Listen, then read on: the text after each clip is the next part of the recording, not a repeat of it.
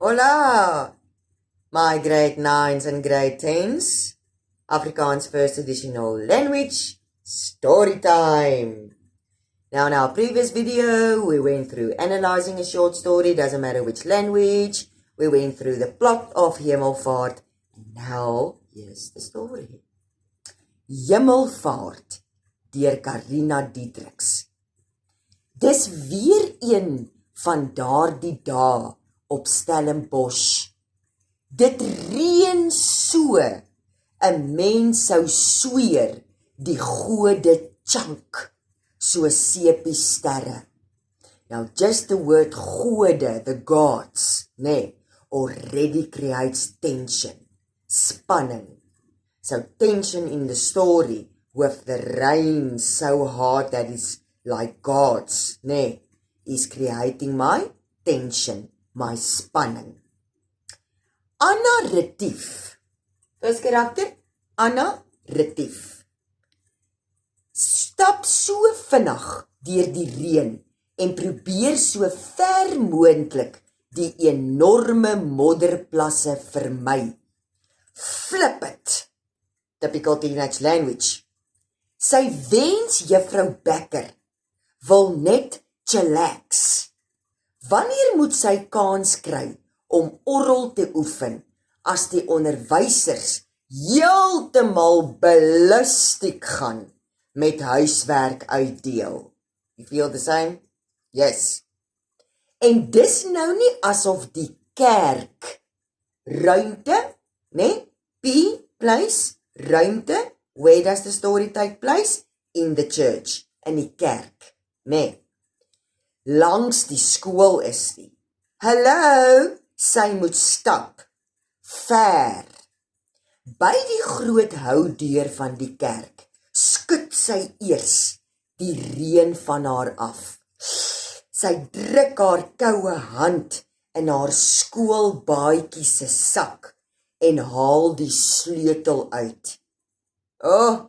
Dit gaan 'n lang winter wees. It's going to be a long winter. Dis sulke dae wat sy net warm sjokolade wil drink en Amy Winehouse oor en oor op haar iPod luister in die bed onder die duvet. So what's the 3 things that Anna wants to do? Drink hot chocolate, listen to Amy Winehouse in the bed under the duvet. Yes? Alright. Anna steek die sleutel in die slot, maar die sleutel wil nie draai nie. The key doesn't want to turn, Die deur is reeds oop. Tension. The door's already open. Weird. Nou. Great, says Anna.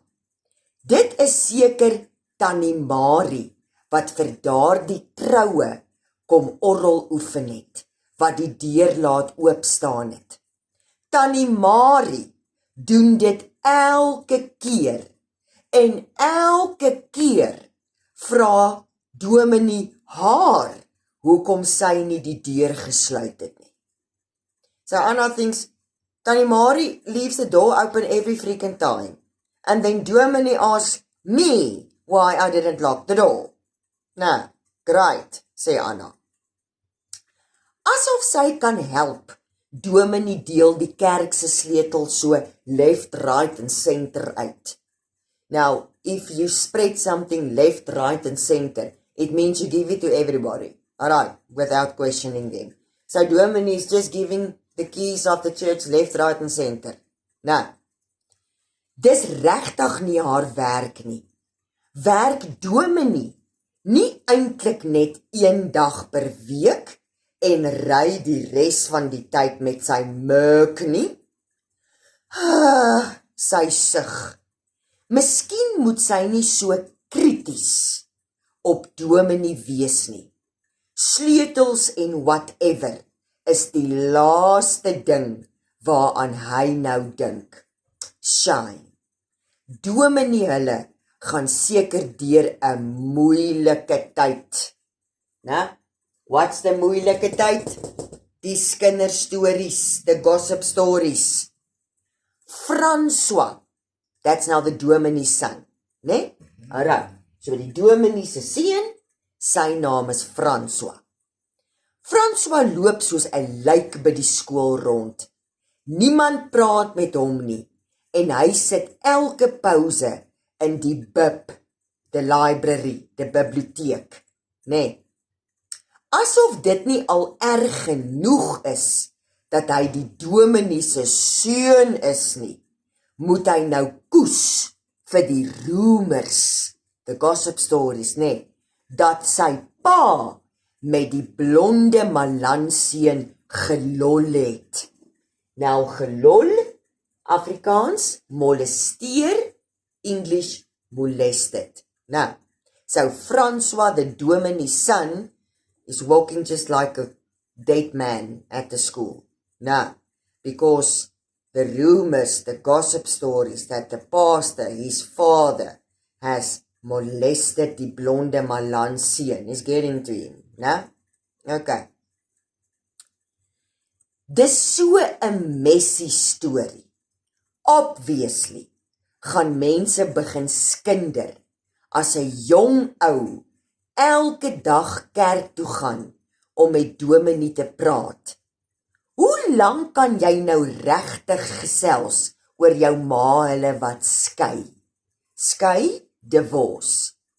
So Anna says, well, obviously people's going to start talking if a guy goes every day to the dominee to talk about his parents' divorce. Well, how long can you talk about your parents' divorce? Every day. All right. Now, hoe lank kan jy nou regtig gesels oor jou maale wat skei? In gedagte blaas Anna op haar yskoue hande. Sy moet sommer nou kyk of sy nie haar handskoene hier iewers laat lê het nie. As haar hande so koud is, oefen sy vrek moeilik. Dan klink dit soos 'n klomp kleuters, toddlers, né, wat op die orgel speel. Haar ma gaan uitfreak as sy hoor sy het nog 'n paar handskoene verloor en sy gaan beslis nie haar sakgeld, her allowance, né, op iets dof soos handskoene mors nie. Elke flippin sent moet sy spaar vir Oppie Koppie. Remember I said Oppie Koppie is the music festival, né? So Anna says, well, I must find my mittens now, né, my handskoene, want ek gaan nie handskoene met my sakgeld koop nie. Ek wil Oppie Koppie toe gaan, the music festival. Sy bly wraggies nie weer hierdie keer by die huis nie. Sy druk die swaar deur oop en stap in. Waar het sy nou weer daai handskoene gelos? 'n beweging, na movement, na beweging, movement, voor by die kansel vang haar oog. Die kerk is donkerig, nee, dark. That creates the tone, die atmosfeer, nee, alright? Dis 'n depressive story, 'n depressiewe storie. En sy kan nie so lekker sien nie. Eintlik kan sy glad nie meer so lekker sien nie, maar sy weier om 'n bril te dra. So Anna actually needs glasses, nah, but she's refusing to wear glasses because she says, boys don't make passes at girls who wears glasses. No, so she's not going to wear glasses. So the only thing that she sees there is a figure, no? A movement. That's what she sees. Alright. Dit Dit lyk amper soos iemand wat daar staan. Dominee, roep Anna, terwyl sy nader stap. Oh, sy kry geen antwoord nie, maar sy kan vaag weg die silhouet van 'n persoon uitmaak. Dalk is dit Tannie Marie. So maybe it's Tannie Marie. Right. Tannie Marie, gaan Tannie nou oefen? Die persoon antwoord nie. Daar waai 'n koue wind, 'n cold wind, né? Tension, spanning, deur die kerk. Sy ril en knoop haar skoolbaadjie toe. Sy stap in die lang paadjie af na die kansel.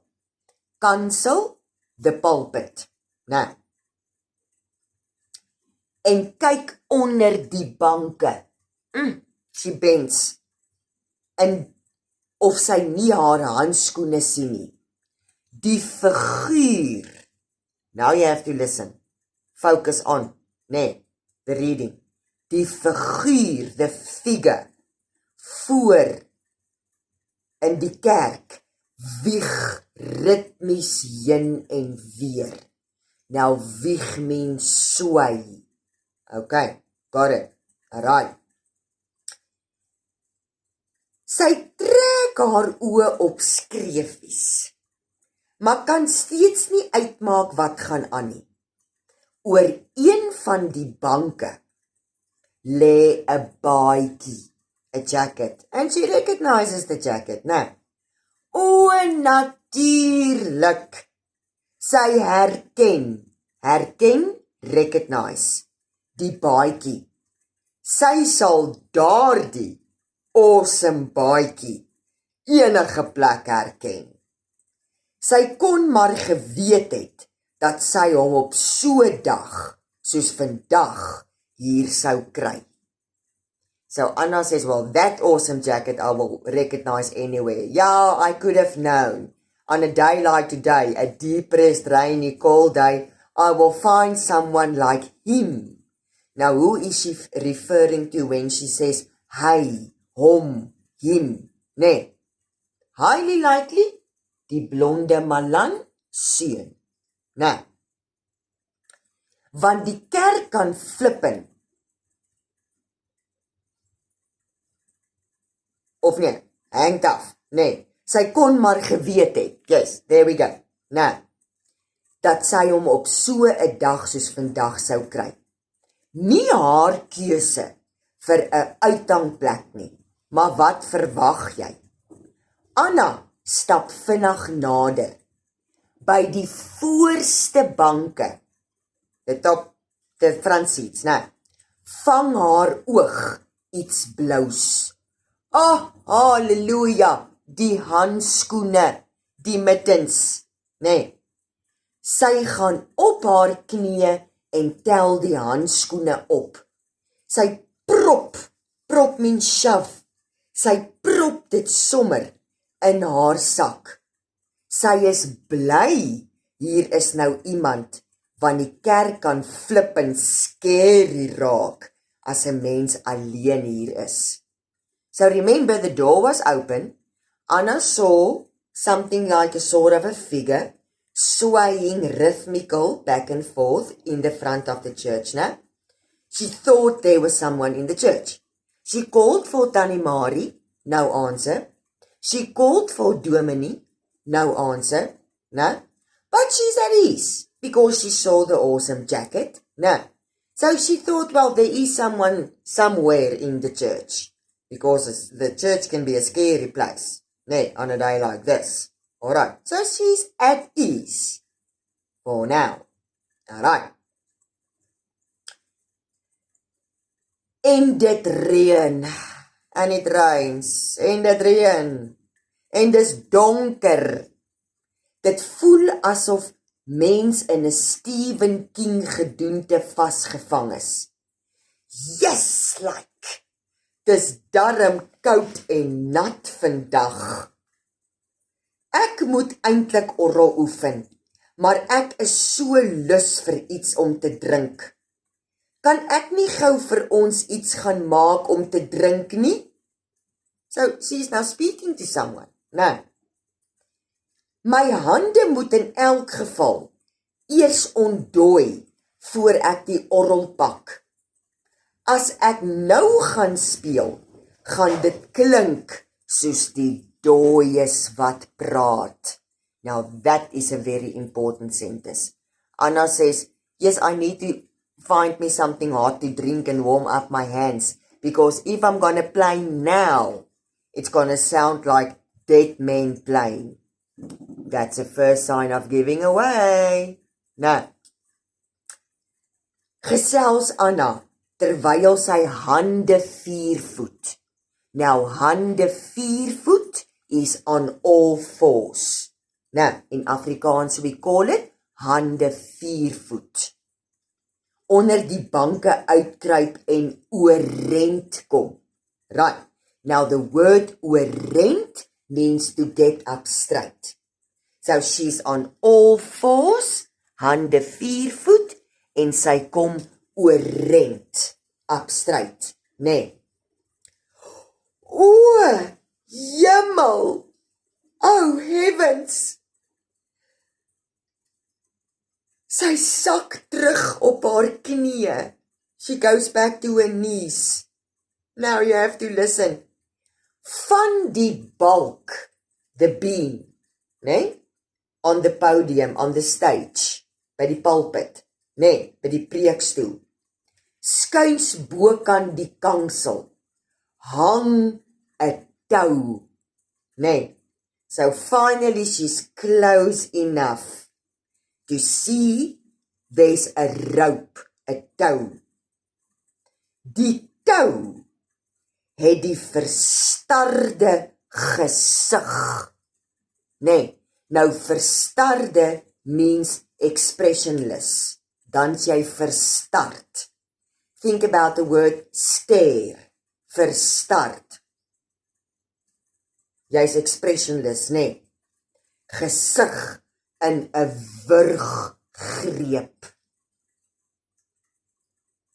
And there the story stops. Open end. So obviously, it is someone that hanged him or herself. Remember, we cannot say, because it's an open end story. Dis 'n oop einde. Nee. Alright. Nou, wie kan dit wees? This is something that you can decide for yourself. Kan dit die blonde Malanseun wees? Dominee dalk regtig met hom gelol? Of dalk is dit Dominee, maybe it's Dominee, because he couldn't take the gossip stories, die kinderstories anymore.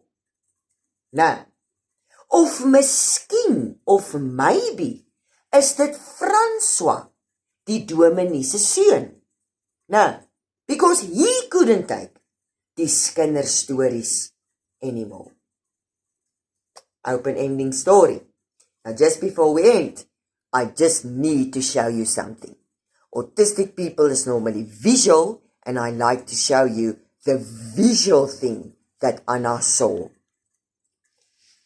Okie dokes, my version, nee, of what Anna see. Alright, so she saw the beam of the church. She saw the rope.